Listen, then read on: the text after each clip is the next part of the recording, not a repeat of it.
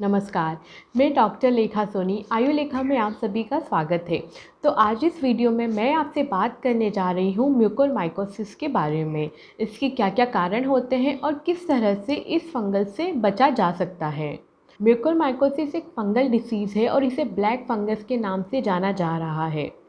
Normally ये जो fungus है यह हमारे आजू बाजू के वातावरण में रहता है, जैसे गीली मिट्टी, नमी वाली जगह, जो सड़ी हुई पत्तियाँ, फल, सब्जियाँ और बंद कमरे में इसके जो स्पोर्स हैं वो पनपते हैं। कोविड-19 होने के पहले भी इसका इन्फेक्शन मिलता था, लेकिन वो बहुत ज़्यादा रेयर केसेस में ही मिलता था। म्यूकोरमाइकोसिस यानी ब्लैक फंगस डिसीज़ एक नॉन कम्युनिकेबल डिसीज़ है, मतलब ये एक पर्सन से दूसरे पर्सन तक नहीं फैलती है। तो अब यह जानते हैं कि कोरोना जैसी महामारी आने के पहले यह डिसीज़ किन किन में पाई जाती थी।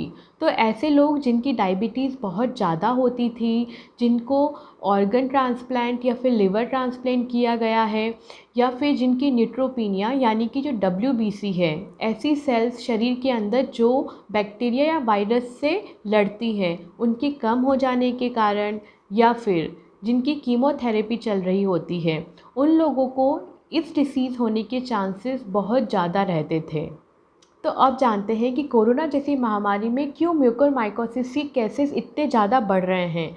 तो हम सभी जानते हैं कि कोरोना महामारी में हमारी इम्यूनिटी लो हो जाती है और उसी की वजह से ऐसे फंगस जो कि हमें पहले इन्फेक्शन नहीं पहुंचा पाते थे, वो अब हमारी बॉडी के अंदर इन्फेक्शन पहुंचा रहे हैं और उसी के अंदर ब्लैक फंगस एक डिसीज़ है। कोरोना जैसी महामारी में म्यूकोरमाइकोसिस होने का एक सबसे बड़ा कारण है इनडिस्क्रिमिनेट यूज़ ऑफ स्टेरॉइड, जिसका मतलब होता है बिना सोचे समझे बहुत ज़्यादा मात्रा में बहुत दिन तक स्टेरॉइड का यूज़ करना। तो अब क्वेश्चन ये उठता है कि स्टेरॉइड दिए क्यों जाते हैं। तो जब भी हमारे शरीर के अंदर वायरस या फिर बैक्टीरिया या कोई भी फॉरेन मटेरियल अंदर एंटर करता है, तो हमारे शरीर उससे लड़ने की कोशिश करता है और उसी के अंदर WBC या फिर और सेल्स कुछ ऐसे केमिकल सिक्रेट करते हैं जो उस वायरस को मारने के साथ साथ हमारी बॉडी को भी हार्म कर देते हैं और उसी की वजह से सूजन हो जाती है। अब इस सूजन की वजह से न्यूमोनिया जैसे कॉम्प्लिकेशंस होते हैं। स्टेरॉइड लेने से जो शरीर के अंदर जो इन्फ्लेमेशन होता है वह तो कम हो जाता है, लेकिन WBC और कुछ केमिकल्स जो कि वायरस को मारने का काम कर रहे थे, उनका काम रुक जाता है और इसी के कारण इन्फेक्शन और बढ़ता चला जाता है। रिसर्च के अनुसार यह पता चला है कि 80% लोगों को स्टेरॉइड की ज़रूरत नहीं पड़ती है।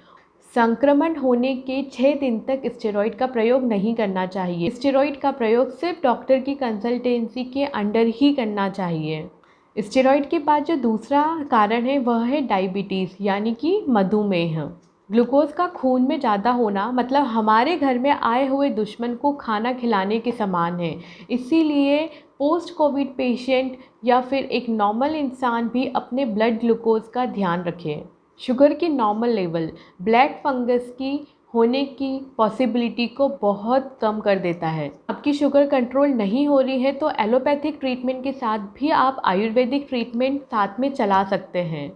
म्यूकोरमाइकोसिस को ROCM भी कहते हैं, मतलब राइनो ऑर्बिटो सेरिब्रल म्यूकोरमाइकोसिस। राइनो मतलब नाक, ऑर्बिटो मतलब आँखें, सेरिब्रल मतलब ब्रेन और म्यूकोरमाइकोसिस यानी कि यह जो फंगल इन्फेक्शन है यह नाक, आँखें और सही टाइम पर ट्रीटमेंट ना लेने पर ब्रेन को इफ़ेक्ट करता है। यह इन्फेक्शन लंग्स को भी इन्फेक्ट करता है और इसी के साथ पाचन तंत्र यानी कि जो डाइजेस्टिव सिस्टम है उसको भी इफ़ेक्ट करता है, लेकिन इंडिया में इसके केसेस बहुत कम हैं। म्यूकोरमाइकोसिस के अंदर जो लक्षण देखने को मिलते हैं वह है आँखों में लालिमा छा जाना, एक हिस्से में सुन्नपन या फिर सूजन होना, जो मुंह के अंदर का जो ऊपर वाला हिस्सा है उसमें कालापन या फिर काले धब्बे आ जाना, और इसी तरह से सांस लेने में तकलीफ़ होना, दस्त होना, बहुत ज़्यादा घबराहट होना और उल्टी होना। तो अब बात करते हैं कि म्यूकोरमाइकोसिस जैसी डेडली फंगल डिसीज़ से किस तरह से बचा जा सकता है। तो ऐसे पेशेंट जिन्हें कोरोना हो चुका है, जिन्होंने अपने ट्रीटमेंट के अंदर स्टेरॉइड्स का यूज़ किया है और जिनकी डायबिटीज़ कंट्रोल में नहीं है, ऐसे लोगों को घर के अंदर ही रहना चाहिए और ऐसी जगह नहीं जाना चाहिए जहाँ पर ये फंगस होने के चांसेस ज़्यादा रहते हैं। जैसे किसी बिल्डिंग का अगर निर्माण हो रहा है, खेतों वाली जगह पे जहाँ पर बहुत ज़्यादा नमी है, जहाँ पे बहुत ज़्यादा धूल मिट्टी है। प्रॉपर हाइजीन को मेंटेन करके रखना है। साथ में ऐसे रूम के अंदर रहना है जहाँ पर एक अच्छा वेंटिलेशन बना हो, गीले कपड़े अवॉइड करना है और घर को अच्छे से डेटॉल से क्लीन करके साफ़ सुथरा रखना है। पोस्ट कोविड पेशेंट या फिर ऐसे लोग जिनकी डायबिटीज़ बहुत ज़्यादा हाई रहती है, ऐसे लोगों को अपनी इम्यूनिटी का ध्यान रखना चाहिए। इम्यूनिटी बूस्ट करने के लिए अश्वगंधा, तुलसी, गिलोय, आंवला जैसे ड्रग्स का प्रयोग करना चाहिए और इन ड्रग्स का प्रयोग कब, कैसे और कितनी मात्रा में करना है, इन वीडियोज़ का लिंक आपको डिस्क्रिप्शन बॉक्स में मिल जाएगा। प्रॉपर स्टीम लेना चाहिए। सिंपल पानी या फिर पानी के अंदर अजवाइन या फिर हल्दी डाल के स्टीम ली जा सकती है। स्टीम को 10 बार नाक से लेके मुंह से छोड़ना है और मुंह से लेके 10 बार नाक से छोड़ना है। Unnecessary antibiotic, anti fungal medicines बिना डॉक्टर के परामर्श के नहीं लेनी चाहिए, क्योंकि हमारे शरीर के अंदर कुछ गुड बैक्टीरियाज भी होते हैं जो कि हमारे खाने को डाइजेस्ट करने का काम करते हैं। तो इस तरह से अननेसेसरी बिना आवश्यकता के मेडिसिन लेने से शरीर को नुकसान पहुंचता है। दिन में 3-4 बार गर्म पानी के अंदर हल्दी, नमक डालकर गरारे करना चाहिए। हल्दी एक बहुत अच्छा एंटी फंगल, एंटीबैक्टीरियल और एंटीवायरल मेडिसिन होती है जो कि फंगस के इन्फेक्शन के चांसेस को काफ़ी कम कर देती है। फिटकरी का चूर्ण 5 ग्राम, हल्दी 10 ग्राम और सेंधा नमक 20 ग्राम लेकर अच्छे से चूर्ण बनाकर रोज़ाना सुबह शाम 2 मिनट तक इस चूर्ण का मंजन करने से भी जो फंगस है उसके होने के चांसेस कम हो जाते हैं।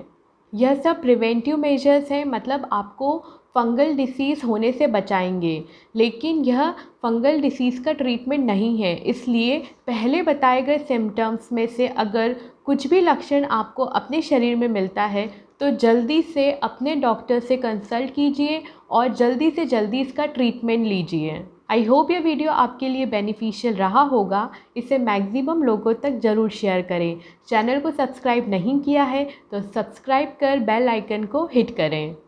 Thank you. अपना ध्यान रखिए।